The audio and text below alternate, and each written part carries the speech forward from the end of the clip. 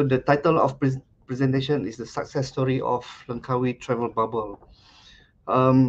It's a pilot project for Malaysia, and it's very interesting to really embark on this project because not many countries opens their border as yet. There's of course there's a happy and sad story about this as well, but I look it as one of the important thing at my job task. Okay, this one is just to gauge any international audience if you have here inside. Where is Langkawi? So Langkawi is situated at the northeast of Malaysia. We are actually bordering Thailand. It's just about 6 kilometers away from the island. So we will reach the international sea border. Then another 6 kilometers, you'll reach the island in Thailand. So you can even swim from Langkawi to Thailand if you want. Okay, so some facts of Langkawi. So for whoever really haven't got chance to visit Langkawi, we are actually an archipelago of 99 islands altogether. The size of the land is 478 square kilometer. We used to be almost the same size as Singapore a long time ago, but Singapore keep expanding. Now they are almost double their land, okay, about 800 square kilometer in Singapore. 80% of Langkawi still remain intact with permanent reserve forest and mangrove forest. This one is being set in our local plan, so everybody knows, and then we must maintain this. And the highest elevation in Langkawi is 881 meter, which is the Gunung Raya. Gunung Raya is situated in the middle of Langkawi. You could actually drive up to this Gunung Raya and you could see 360 views of Langkawi. And then the population of Langkawi is just a little bit more than 100,000. Of course, we also, like other parts of Malaysia, we are a multiracial society. We have Chinese, Indian, and Malay on the island. And of course, we also have some Siamese also living on the island. And of course, the daily temperature, daily average temperature is 32 degrees Celsius. So meaning that our sea water here is warm throughout the day at any time. So you could go at any time of the day and swim. And then we have a very good touch point, international airport and international jetty. And then the tipping point of Langkawi become tourism island is the declaration of the duty-free status. It was way back in 1987. So when the government decided to accord us with a duty-free island, so that is the time where Langkawi become the premier tourist island in the region. And then the other remarkable achievement for Langkawi is we were being recognized as UNESCO Global Geopark status in 2007, and that time we were the first UNESCO Global Geopark in Southeast Asia. So we become right now we become the source of reference center for any geopark in Asia Pacific who wanted to do their destination as a geopark. Currently, there are 169 members in 44 countries, so we have a very strong networking. In fact, if you take a look in China, they have 41 UNESCO Global Geoparks and about 200 national geopark. So they are using this model as poverty eradication. Meanwhile, in Europe, they're using this geopark status as as their part of their way of life for sustainability. So Langkawi, we are so proud to be an exemplary for other geopark in Southeast Asia. Right. This one is data in 2019, our tourism value chain. We have 7 altogether. So whoever tourist that comes to Langkawi, so these are the 7 sub value chain that they would spend. And in 2019, the total receipt, tourism receipt for the island is about 1.721 billion ringgit money that comes to the island. And then out of that, 21% goes to accommodation, equivalent to 362 million ringgit. And then second is actually equals to number one, 21% as well. Shopping, because we are the duty-free shopping, and then we can get tourists can get a lot of very good value for money. Some touristic item like chocolate, like cookery items, and of course liquor and wine available on the island. And then of course the third value chain is local transport. That is contributing 258 million last year, and organized tour 13%. These are the tour that we bring tourists to this outer island of Langkawi, to the cable car, to other tour that we organize to visit our nature endowment. And then of course food and beverage also contributes a lot, about 200 million last year. And then apart from that, this I'm referring to a man-made attraction like cable car, and we have also our new water theme park called the Splash, and then other man-made attraction like underwater world, wildlife park, crocodile farm. And then the last one would be entertainment. Along Chanang Beach, there's a lot of bars and pubs that offers very good for you to chill out on the beach. Okay, so for in terms of spending, local people would spend about 400 ringgit per person per stay, whereas international people would spend about close to 700 ringgit per person per stay. Domestic arrival would really stay about 2 nights, 3 days, 2 nights, because they would like to grab the duty-free opportunities. If you stay less than that, you are not eligible for duty-free. But if you stay more than 2 nights, then you are entitled to buy anything up to 1,000 ringgit per person. So you can bring out without tax. So it's fairly cheap to get chocolates and other things. Yeah. And then for international tourists, they would spend about 4 nights over here. And then the total revenue that comes from international segment is about 1 billion ringgit. So this one is connectivity for in 2019, but we are improving after COVID. And then we used to have about 285 flights per week coming from normal airlines that you would see, like Malaysia Airline, Firefly, Malindo Air, Scoot, Qatar Airways, and AirAsia. Scoot is from Singapore. Qatar would fly direct from Doha. And then we also have, on top of this scheduled flight, also have charter flight. In a year, we would get about close to 70 flights in a year coming from, especially from Europe and Scandinavian countries. They are escaping the winter season, so they like to be here at our place, at tropical country. And then one of the segments that bring tourists to Langkawi is cruise. So in 2019, when times are good, we had 90 cruise stop in a year. We could actually have 2 cruises, in a day, that would bring about 4,000 people to the island. But these tourists from cruise, they are day trippers. They just come out to the island and enjoy the island for about 8 hours, and then they go back to the cruise and they start to sail again.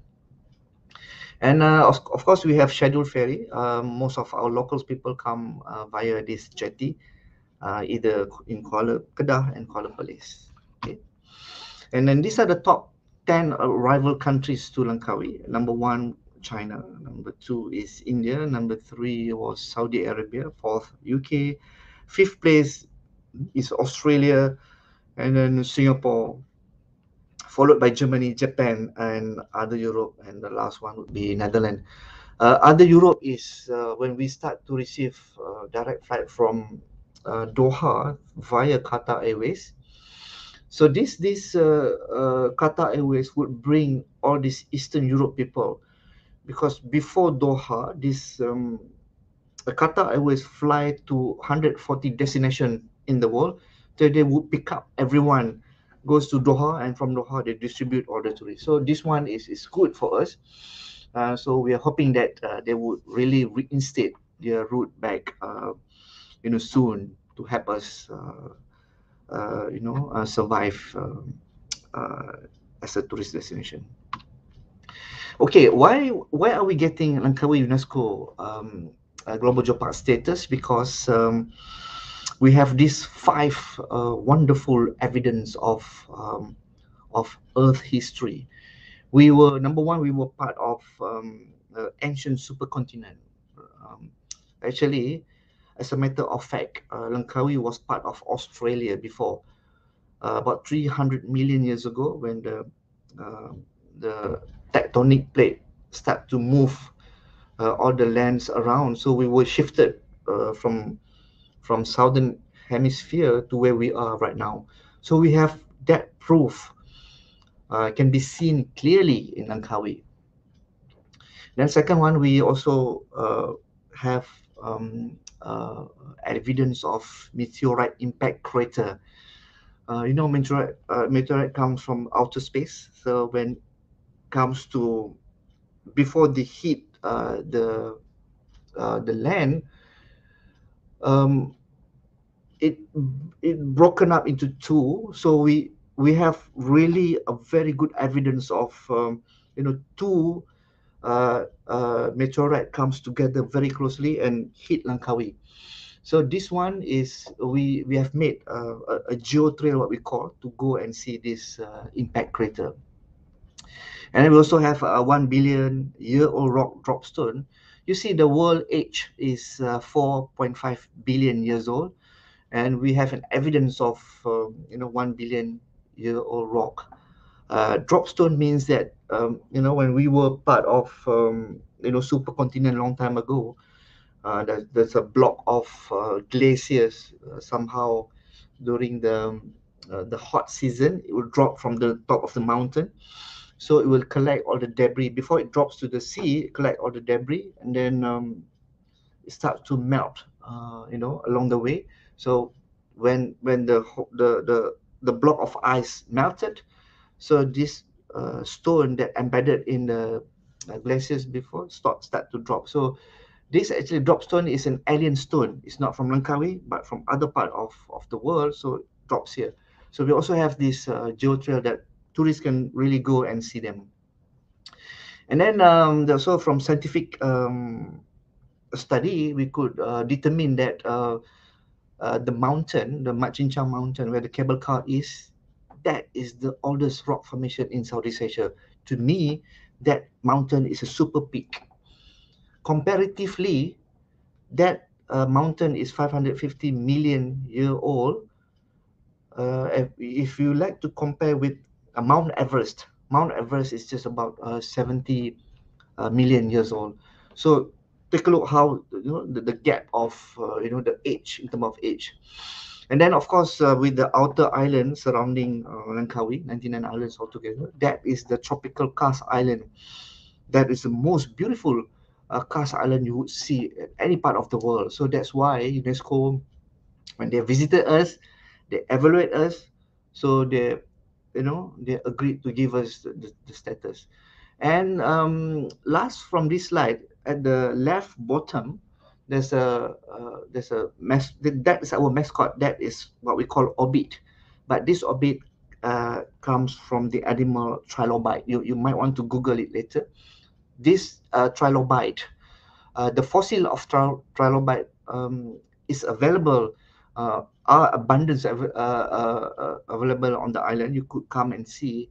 This is the great story of Orbit is that animal is the first complex animal ever exists in this world. So whenever you come to Langkawi, you might want to ask for fossil tour. Yeah. Next is Jopak exploration. So we have divided into four. The orange color is our conservation area. So we divided into a conservation area where we do all the Joe trail that you can go and visit. It's very interesting, very different from each one. You might want to enjoy and then ask your travel agent whenever you come here. Yeah. Okay, this is just to show the tourist arrival since 1987 to 2019. The graph is good, showing an increase year by year. But when pandemic hits, it goes down to almost way back in 2005, the arrival. Okay.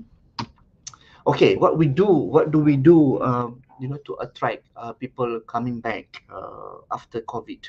So we have come up with a plan, what we call Langkawi T-REC. T-REC is from the word tourism recovery. And then we have gathered all government agencies, NGOs, companies on the island to be with us, and for one mission, to revive back our economy. So these are the recovery plan. We have 3 phases, 8 strategy, and more than 22 actions that we have taken to make sure that the island is ready for travel bubble. Okay. So some vaccination status. In order for us to open our border, we must make sure that all population on Langkawi is fully vaccinated. So we have achieved that before we open the island on the 16th of September on the Malaysia Day. So we have achieved that way before that.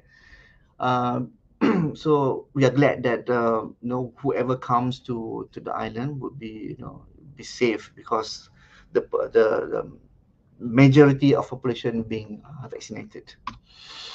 And then even though we still have COVID-19 cases in Langkawi on daily basis, about between 30 to 40, but then this COVID cases just on Cat 1 or Cat 2, Category 1 and Category 2. So they are either quarantined at home or they're quarantined at PKRC. Okay. Okay, these are the domestic travel bubble update from 16 September when we first opened to 13 November. We get a total of more than 300,000 tourists that come in. Average per day in October is about 2,500, and then it goes even better. Average in October, which is about 3,800, and November apparently is getting even better. So we didn't expect that it would really turn out very well, especially from domestic people. Probably they have stayed at home for quite some time, so the eagerness to travel is there. So from this about 300,000 people visiting Langkawi, so it translated to more than 800,000 tourism receipt that we no, actually it's from 16 to only 10 of October, when the domestic travel bubble stops.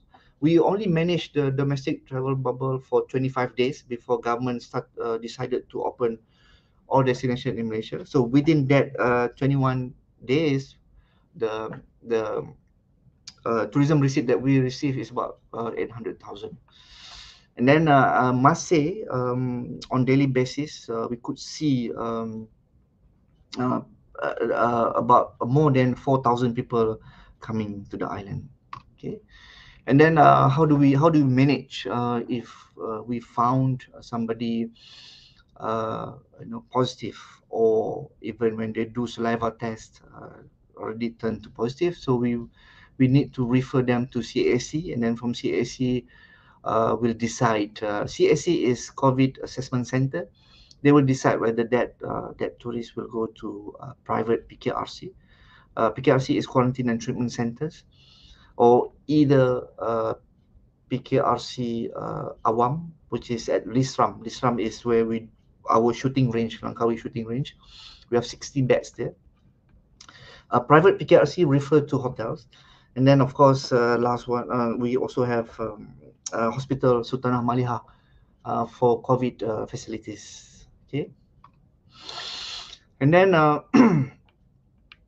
so the idea is, if a hotel found out to have more than 5 cases at one premises, so this district health office will go in and assess the risk, and then they would quarantine close contact and positive the workers, and then they will sanitize.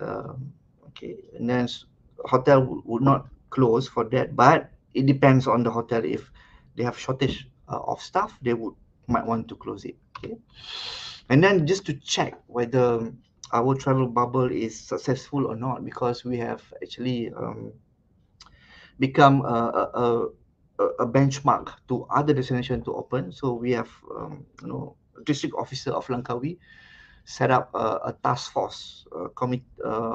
There are few committee members just to look at different aspects, making sure that it's successful. So we have pandemic committee, safety committee, entrance, border control, town, landscape, tourism committee, and community.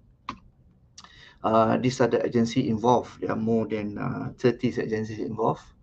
Okay, and we have identified a hotspot that people would really gather. So this committee will go and warn them if they really didn't wear masks or stay too close to each other. So there are 29 hotspots altogether. We divided into zones. So these people will go based from their zones. Okay. And then on top of that, we have set up a Langkawi reopening hotline. So whoever would like to know about travel bubble, they would might want to drop us a line or email that we would answer them every day. Yeah. And then on top of that, to just make sure that tourists would have confidence on the island, we have come up with My Safe Langkawi certification, together with MKM, National Security Council, and Langkawi Tourism Academy. So this is free and on voluntary basis. We have targeted to 6 segments: hotel and resort, lodging, restaurants, travel and tours, tourism attractions, and of course shoppings. So they might want to just do self-check, and then we have committee to go and check. Once they comply with all the requirement, they would be certified as My Safe Langkawi program. So whoever comes under My Safe Langkawi program will be heavily promoted by Tourism Malaysia or Ministry of Tourism and LADA, just to make sure that tourists have confidence. So at the moment, the list is on the right: hotels, attractions, F&B, retail outlet. There are a lot more on queue for us to go and certify them.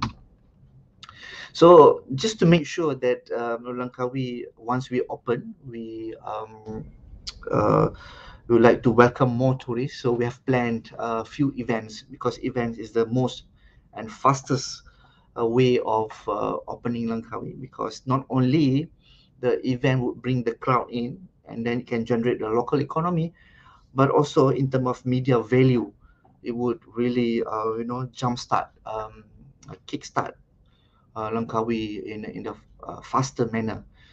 Take for example, we have in 2022 when Ironman comes in September. So this Ironman already has a very good networking, in different part of the world. So they would come and then they would really know about Langkawi. And Lima is Langkawi International Maritime Aerospace is happening in 2023.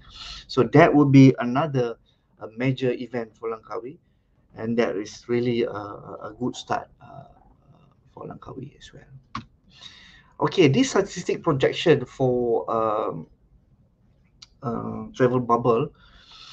So take a look at the blue line. Blue line is in 2019. So that was history.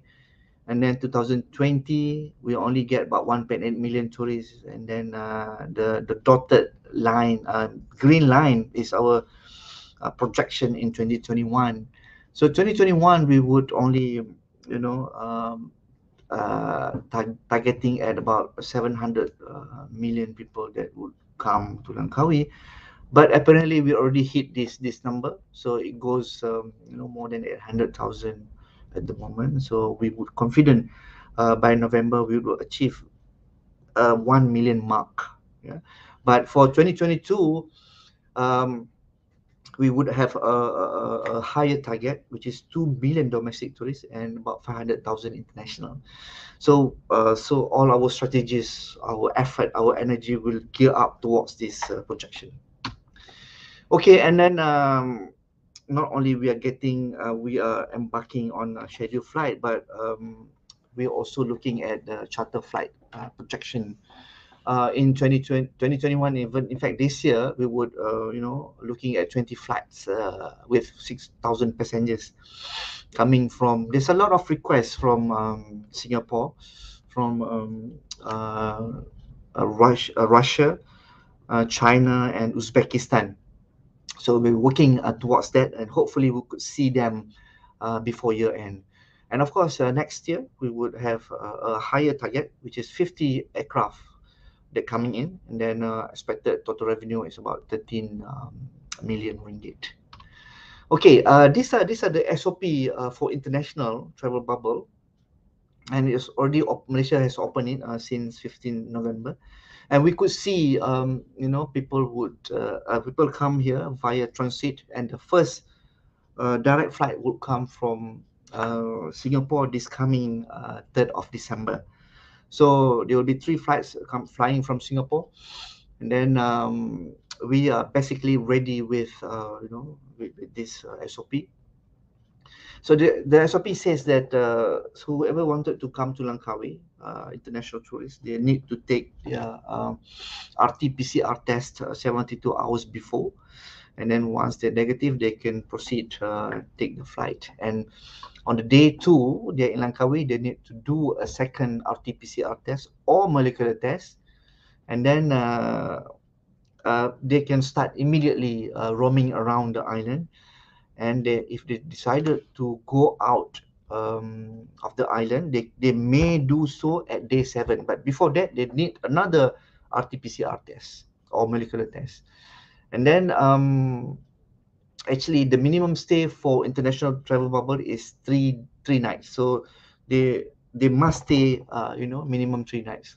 Otherwise they couldn't come here. And then okay, if they wanted to go out to different part of Malaysia on the day 7, they could do so. So scenario A, if they're negative, they can continue and then go out. If it's positive, they need to be treated here in Langkawi first. So either it depends on their category. If category 1 or 2, they will stay here. Category 3, 4, 5, we will medevac them to private hospitals on the mainland. Okay, and before departure, they need to take RT-PCR test. Again, this one is a requirement from the country, so it may vary. So otherwise, if their country does not require this, so they might want to go back as normal. Okay, this one is incentive that we provide just to make sure that Langkawi, is part of just my segments or leisure group. So we would give incentive, whoever can bring 80 persons to the island, staying of 3 nights. So we would do some welcoming reception at airport, culture performance, even provide one meal. It could be lunch or dinner. And of course, on top of that, we would give local handicraft. So that's about it. Thank you so much, Yili.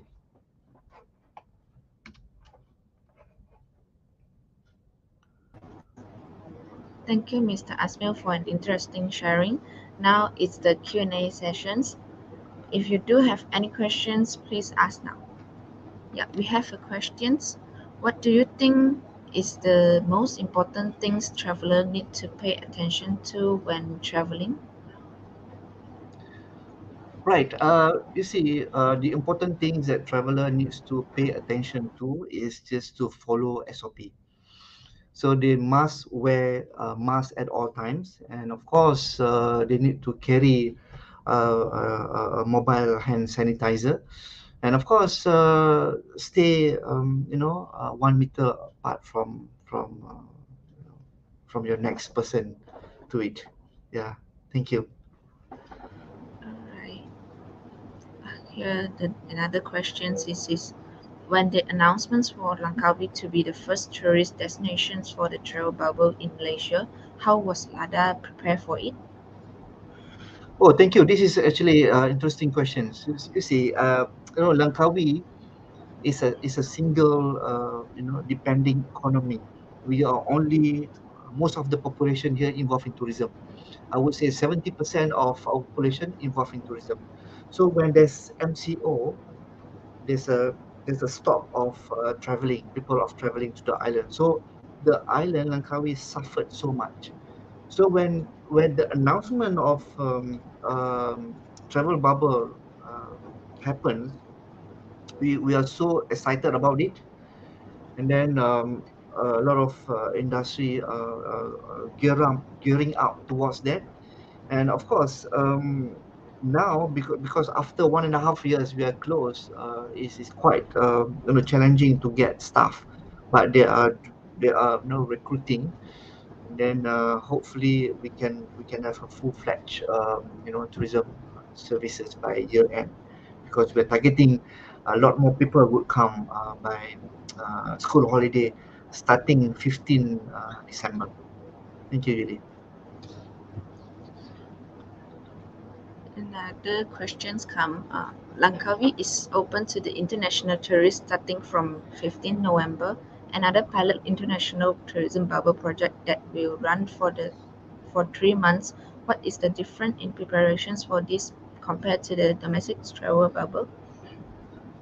Right. Thank you, Devusha Lechumanan, for this question.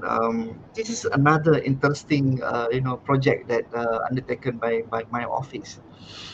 The major difference is these are international people.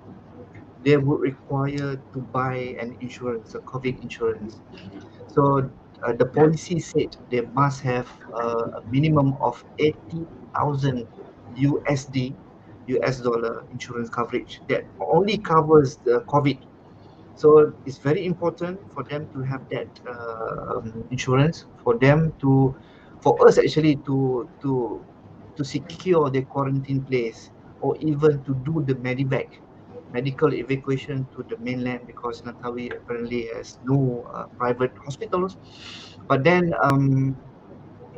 this is very good experience. And another, actually, this international tourism bubble project, it will run not only for 3 months, but it will also becomes a benchmark to other destination of Malaysia. If Langkawi success like the domestic travel bubble, then government would have a special meeting, decide we would open our border to everyone. And then another interesting things that we are handling is the vaccination.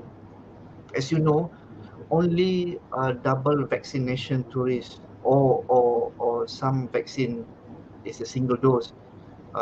Those who are fully completed vaccination can comes in. But you see, a lot of people from different part of the world, they have their own vaccine brand. So it's very interesting to scrutinize this as well. And then the preparation is a bit massive, because we are not only getting transit tourists coming to the island, but we're also receiving the direct flight from different part of the world. Like I mentioned just now, there's also some interest from China, from Russia, from Uzbekistan, even from Poland. So we are talking to them now for them to embark on this charter flight. Thank you. Really? Alright, thank you for the question. Here another questions. Do you see a further and continued absence of tourist arrival to Langkawi for these travel bubbles? Are there any recommended spots? You see, it's interesting. This question also very interesting. You see, um, after the pandemic, the tourist behavior has changed as well. We could see there's a urge for people to travel out of their country, of their home, because they have stayed at home for quite some time. So once they are on the island, once they're in Langkawi, we could see the trend that they do not want to go out. They just spend their time in the hotels. So hotel has made so tons of money because they don't go out to a restaurant at Pantai Chenang. They don't really join the activities because most they just want to go out from their home. So these are the trend that we could see at the moment. But along the way, when we have this certification of MySafe, we also keep telling tourists that uh, all these attractions are practicing good SOP, and then tourists start to go out. So recommended spots, I would say you might want to try our cruise activities because or water sport activities like cruises or jet ski. You see, because of Langkawi is in archipelago of 99 islands altogether. Somehow we are protected by this smaller outer island, and then so the water get very calm and safe. So it's good to do these cruise activities like day cruise, sunset cruise, um, barbecue cruise, and also not only that, you can also jet skiing. Within the archipelago of 99 islands. That is the best thing to do right now. And as I said earlier, our seawater is quite warm because of the tropical country. So this has attract so much of tourists from Europe and Malaysian as well. So whoever comes to Langkawi, you must enjoy this. And of course, we have a lot of what I term geo trail. So not only in the past we only listen to the word of eco trail, but in Langkawi is we are special. We have geo trail. We link the trail to our geological wonders. Thank you. Yeah, that sounds fun. Okay, is there any questions?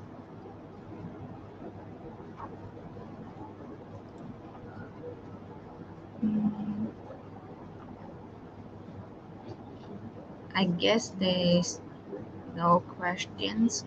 So shortly before the ends of the Q&A, Mr. Azmil, what's the final piece of advice you would like to give to the attendees or the audience? Thank you, Yili. My final advice would be, pack your bag, come to Langkawi. Langkawi is the place for you to enjoy, to indulge yourself after being, stuck at home for quite some time. Rest assured that industry has ready to welcome back the tourists. So I actually had a tough job to promote Langkawi again. We need to restart. We need to to do back the promotion again from A to Z. Probably a lot of people has forgotten us internationally, but domestically when we start the domestic travel bubble, so it would be nice to see some Malaysians who normally go out to the country for holiday, they come to Langkawi. So in fact, all the good 4 to 5 star hotels in Langkawi are filled up with domestic tourists. So it means that our local people, our Malaysian people, they could afford such a holiday. So because Langkawi has everything to offer to every tourist. Being you are a student like Berjaya University College, or you are a silver hair like pensioner, or you wanted to organize some activities, or to millennial people, because we have a lot of places for Instagrammable spot that you would want to take photos.